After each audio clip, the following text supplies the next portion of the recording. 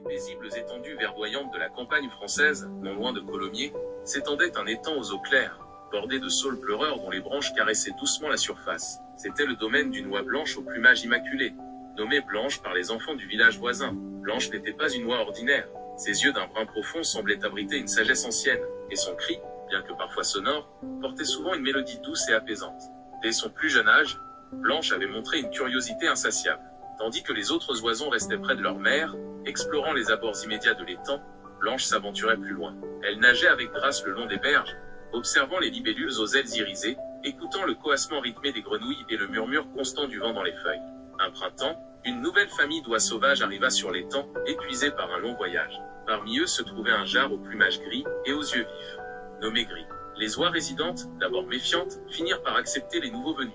Blanche, elle, fut immédiatement intriguée par Gris. Il racontait des histoires de contrées lointaines, de lacs scintillants sous des soleils étrangers et de vents porteurs au-dessus des montagnes.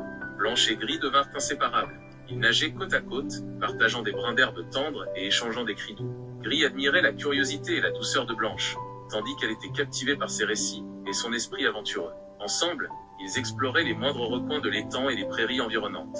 Un jour d'automne, alors que les feuilles des saules commençaient à dorer et que l'air se faisait plus frais, Gris sentit l'appel du sud. Son instinct migratoire le poussait à rejoindre son groupe pour un nouveau voyage. Le cœur de Blanche se serra à l'idée de le voir partir. « Reviendras-tu, Gris ?» demanda-t-elle, sa voix empreinte de tristesse. Gris la regarda avec tendresse. « Si le vent me ramène vers ces terres au printemps prochain, je chercherai tes plumes blanches sur cet étang. » L'hiver passa, long et silencieux. Blanche se souvenait des histoires de Gris et espérait son retour. Au premier signe du printemps, lorsque les bourgeons éclatèrent et que les oiseaux migrateurs commencèrent à survoler la région, Blanche scruta le ciel avec impatience. Un matin, elle entendit un cri familier. Au-dessus des saules, un groupe d'oies sauvages décrivait des cercles avant de se poser sur l'étang. Et au milieu d'elle, elle reconnut la silhouette grise et les yeux vifs de Gris. La joie de Blanche fut immense. Elle nagea à sa rencontre, son cœur battant la chamade. Gris la rejoignit, et leurs cris se mêlèrent en une douce mélodie retrouvée. Dès lors, chaque printemps, Gris revenait sur l'étang près de Colomiers, et chaque automne, il repartait avec son groupe.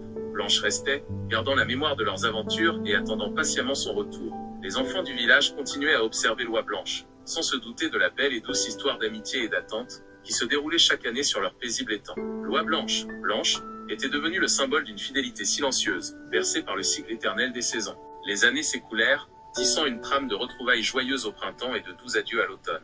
Blanche et Gris, malgré la distance et le temps, conservaient un lien profond. Leur histoire était devenue une légende murmurée par le vent à travers les roseaux de l'étang, une mélodie discrète que seuls les cœurs attentifs pouvaient entendre. Un printemps particulièrement doux, alors que les glycines embaumaient l'air et que le soleil inondait la campagne d'une lumière dorée, Gris arriva avec une surprise. Il n'était plus seul. À ses côtés nageaient plusieurs oisillons au duvet gris et jaune, leurs petits cris joyeux résonnant sur l'eau calme.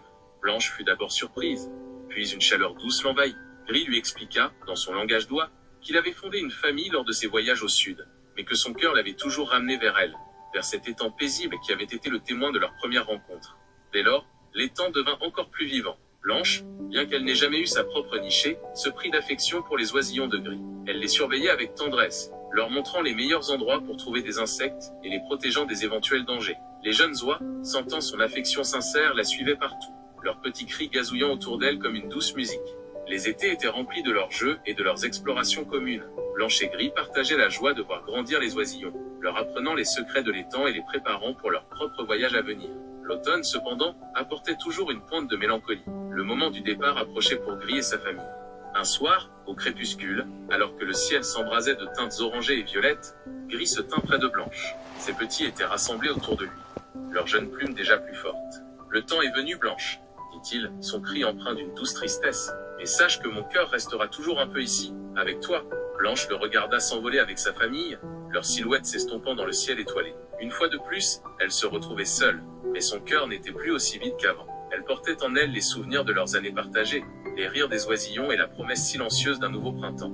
Les hivers suivants, Blanche continua de veiller sur l'étang. Les enfants du village, grandissant, se souvenaient toujours de l'oie Blanche un peu à part, celle qui semblait attendre quelqu'un. Certains imaginaient des histoires de princes transformés, d'amour perdu et retrouvé. Et chaque printemps, fidèlement, le ciel s'animait du vol d'oies sauvages, et parmi elles on reconnaissait toujours la silhouette grise de Gris. Leur retrouvaille était chaque fois une douce célébration, un témoignage silencieux d'un lien qui transcendait la distance et le temps. une histoire d'amitié et d'amour tissée au fil des saisons sur les paisibles eaux de l'étang près de Colomiers. Et Blanche, l'oie blanche, continuait de vivre, portant en elle la douce mélodie d'une attente toujours récompensée.